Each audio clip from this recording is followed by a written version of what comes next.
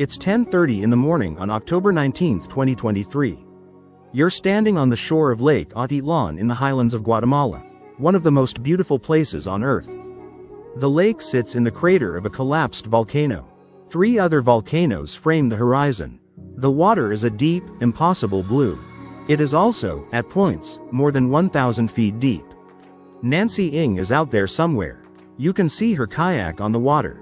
You can see another woman beside her, Christina Blazek, the only person who will be with Nancy in her final moments. Then something happens. Nancy's kayak drifts. Nancy goes into the water.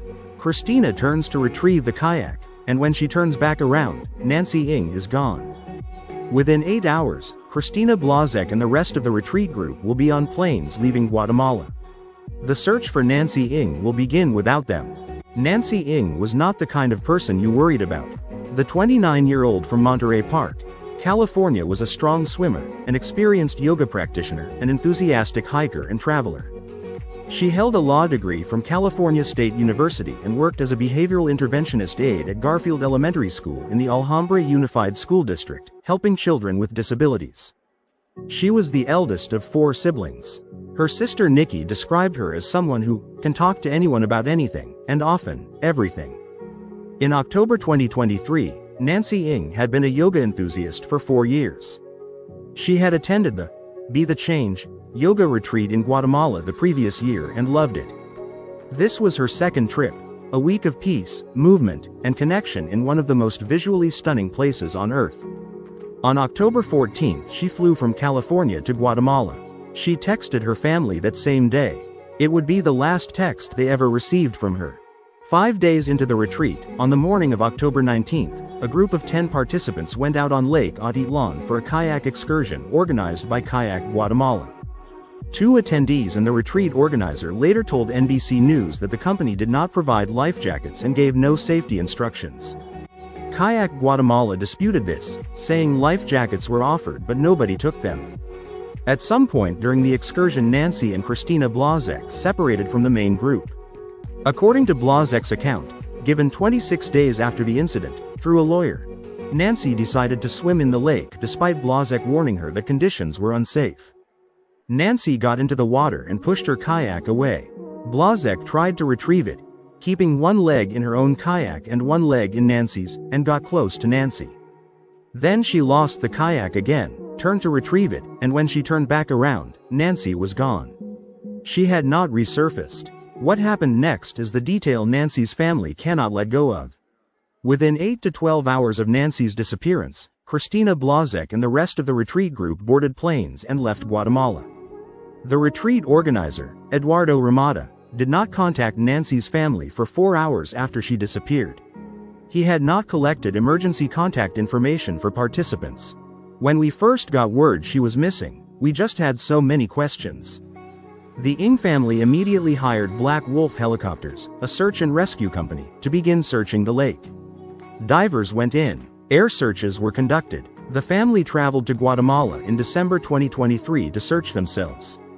Nothing has ever been found. Christina Blazek did not respond to the family's attempts to contact her for weeks. It was only after the family's search team publicly released her name, 26 days after Nancy disappeared, that Blazek released a statement through her lawyer. The family said they could find no record of Blazek ever speaking to Guatemalan police before leaving the country. The family hired a Guatemalan attorney to investigate further. Their attorney's investigation revealed something extraordinary. Evidence that a bribe had occurred, one that allowed Blazek's witness statement to be omitted from the official record and prevented her from being detained in Guatemala for further questioning. Blazek's attorney called the bribery allegation nonsense.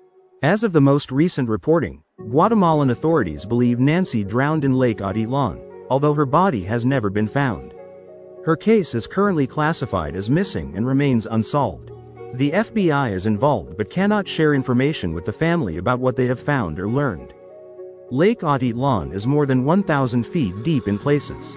It is known for unpredictable conditions, sudden winds, cold currents, and undertows that have claimed lives before. If Nancy drowned, the lake may never give her back. But her family does not believe they have been told the full story of what happened on that water on October 19, 2023. Neither do I. The Nancy Ng case is behaviorally unlike almost any other case we've covered on this channel, because the most diagnostically significant behavior in this investigation is not Nancy's, but the behavior of the witnesses and institutions surrounding her disappearance. Start with the immediate post-incident behavior of the retreat group.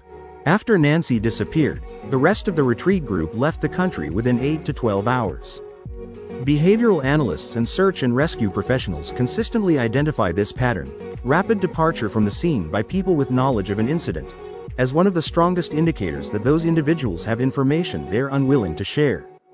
Chris Sharp of Black Wolf Helicopters put it directly: "I'll be quite blunt, a normal human being would stay, and then go. I don't know where it was, but we went over there." Just that verbal response.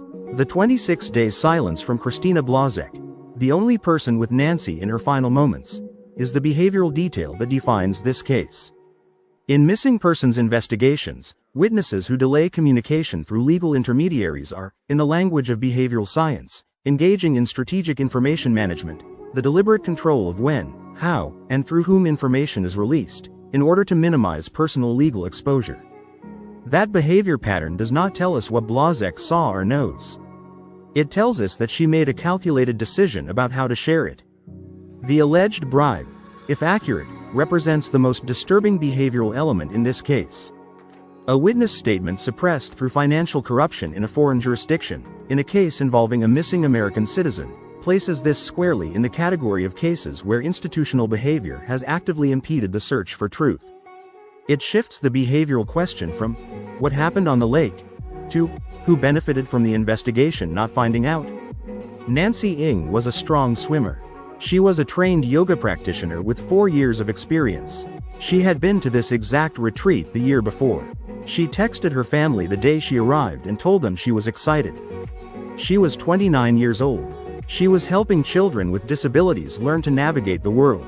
She went on a kayak excursion on a beautiful October morning and never came back to shore. Her body has never been found. Her family is still looking. The case is still open.